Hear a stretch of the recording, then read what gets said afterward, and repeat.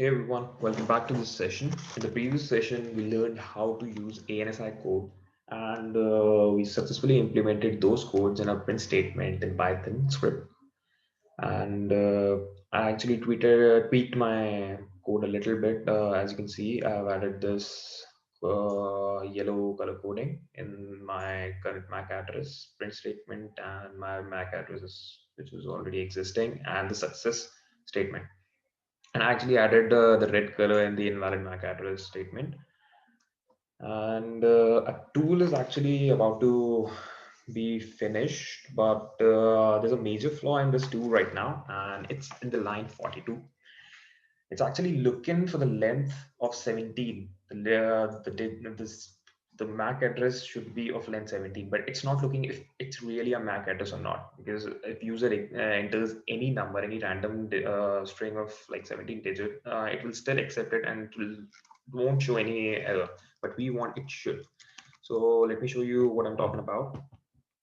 Let's go and run our program. This Python 3 MAC changer -id 0 -m, and let's enter any random string of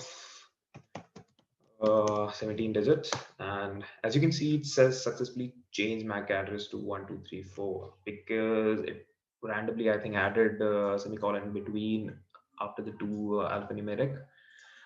But we don't want that. We don't want user to just enter any random string. We want user to enter just the MAC address which he wants to be changed. So we need to create an error for it, error statement, so that our code doesn't execute in the background. And we can do it by using regular expression. As I told you earlier, regular expression is also used for input validation. So let's see how it's done. We can copy the statement and we're going to paste in the main code over here, and let's call this variable like virtual MAC for this instance, and give this args a new MAC.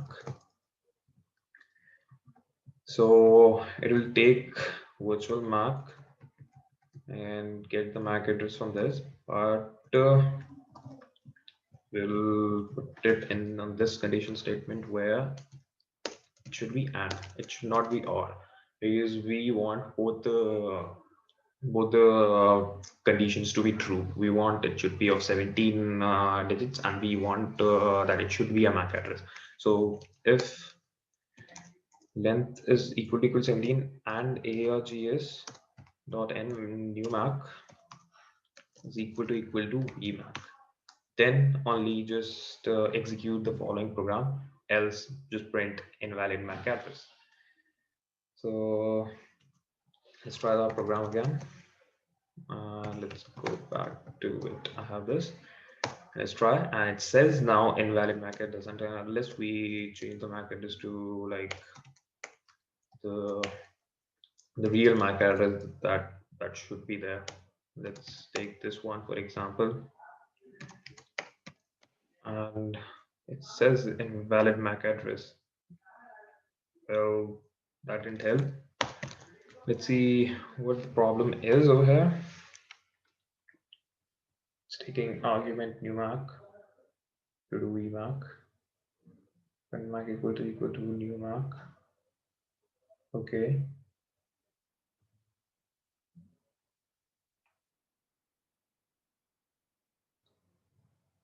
And then this one. Let's print our vmac to check what the problem is.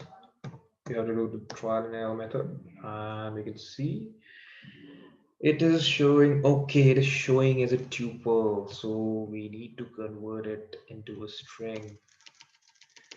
So let's convert it into a string over here, and it still says invalid MAC address because okay, it's still grouped. Let's group it real quick. Actually, this one. Actually forgot it. And now it says successfully changed. So this was a flaw that needs to be remediated very quickly. And now our tool is like actually fully finished. Now it's uh, now you can publish the tool online or you can use it for your own benefit. That's up to your choice. Thank you guys for watching.